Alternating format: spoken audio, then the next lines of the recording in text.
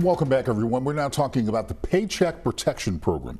It was created as a stimulus support system to help small businesses to stay afloat during COVID-19 and the pandemic, but the funds dried up within 2 weeks. And there's some fear small black businesses will not get their fair share of assistance from the federal government.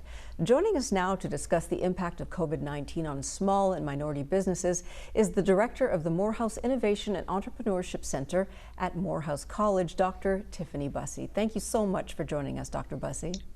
Thank you. Thanks for having me. Let's just start from scratch. What exactly is the true definition of small business? Oh, wow. Great question, right? Because it's all over the board. If we look to the SBA's definition of small business, it's any business that has less than 500 employees. But when we look at the totality, there are so many businesses that fall into that category. Then you have the small, what we call solopreneurs, which is usually 0 to about 5 employees. And then they have those that are in the middle and at various different stages. So even attacking that definition of small business is a difficult one. And Doctor, we've heard all these horror stories really about bigger businesses that are able to navigate the system a little bit better because they have relationships with banks. Yeah. So therefore, when the money becomes available in a matter of seconds or minutes, the money's gone before small businesses can get to them. How are small businesses to navigate the system? It's been very frustrating. One of the things that we've been doing at Morehouse is to really put our arms around these businesses that we've been working with for over the years. And as we provide information regarding PPP and telling them, please do apply, it is now open. The rules started changing. We have every day there were different discussion in terms of who would be applying and what applies. And exactly what you said, the big banks and those that had established relationships with these banks pretty much got into the system first. So what we're now telling our small businesses is keep those relationships, get a relationship with your bank and keep applying. We do understand there will be a second wave, so you have to be in the pipeline. But unfortunately, PPP was designed for those businesses that have payroll.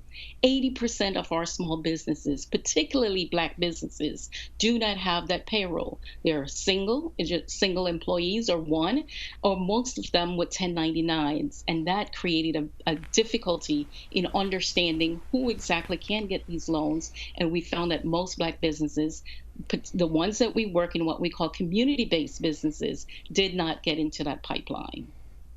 Is there anything the community as a whole can do to support the businesses? Sure. And here in Atlanta, we are doing quite a bit. There's at least 2 new grants that opened up today. There are various philanthropic funds that have been coming online.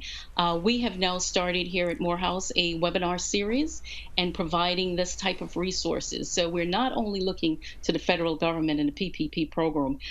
We work with community development initiatives, the CDIFs, and they're also providing these very low interest loans. Our partner, Access to Capital and Entrepreneurs, which is one of the CDIFs that we're in collaboration with, have provided 2 vehicles already, and we're continuously updating this information. Tomorrow we have another webinar, and we're discussing all these alternatives to funding. There's a Facebook for small business program grant that is also opening up, and they're hosting a webinar tomorrow, opening up the application pool. So we are putting the information out there from all different sources.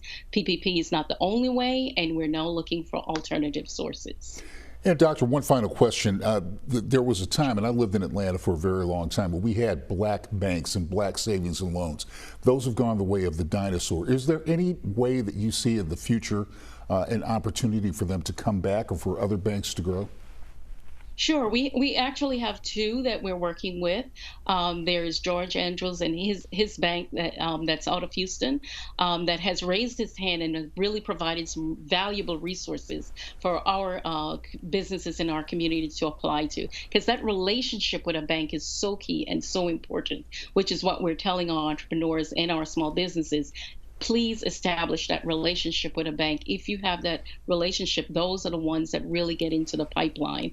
I think there is a time, and no one can predict post-COVID, but I think we'll see many opportunities for these banks to come back in, and hopefully we'll have many more Black banks that can support the businesses in our community, because we saw that that gap was too great and our businesses got left out of the conversation. All right, great advice. Thanks so much for joining us this evening, Dr. Bussey. Thank you. Thanks for having me. Thanks. You're welcome.